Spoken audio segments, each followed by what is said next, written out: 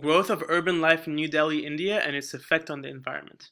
As population in an area increases rapidly, residents begin to move out and expand, urbanizing the surrounding area, turning grasslands into streets and buildings. This leads to a rise in emissions and greenhouse gases in the atmosphere, which then leads to regional and global climate change. New Delhi is one of the rapidest urban enlargements in the world due to its exponential growth in population. According to NASA, New Delhi's urbanization has almost doubled from 1991 to 2011.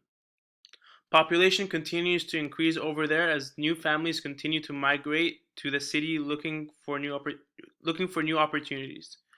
We've seen we've seen New Delhi go through the multiple consequences of urbanization by seeing a change in temperature, amount of rainfall, and flooding. The temperature rises due to the increased number of urban structures that capture heat during the day and release it in the air at night. Temperatures in New Delhi can be 7 degrees Celsius to 9 degrees Celsius warmer than an unurbanized area in India during the winter. Moreover, the increase in traffic contributes to the absurd amount of pollution that is present in the air. While the constant expansion of urban areas can sometimes be full of opportunities for people looking for jobs, it has major consequences on the health and the quality of living for a lot of the people who reside there. In 2019, New Delhi declared a public health emergency due to the high levels of pollution that was in the air.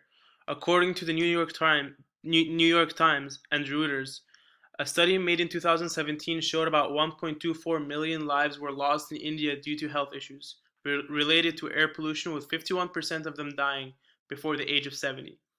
This was due to a small particulate matter that was found in New Delhi's air called PM 2.5. If that wasn't enough, New Delhi has been placed in a delicate position due to the fact that it may run out of groundwater and face extreme water shortages by 2040. India's government has tried implementing many solutions and urban reforms. However, these solutions are unable to create a long-term effect in India's condition. Today, there are still NGOs continuing to push urban reforms in the area and educating people about the risks that New Delhi will face in the future if things do not change. However, little is expected to happen if cooperative action is not taken at drastic levels.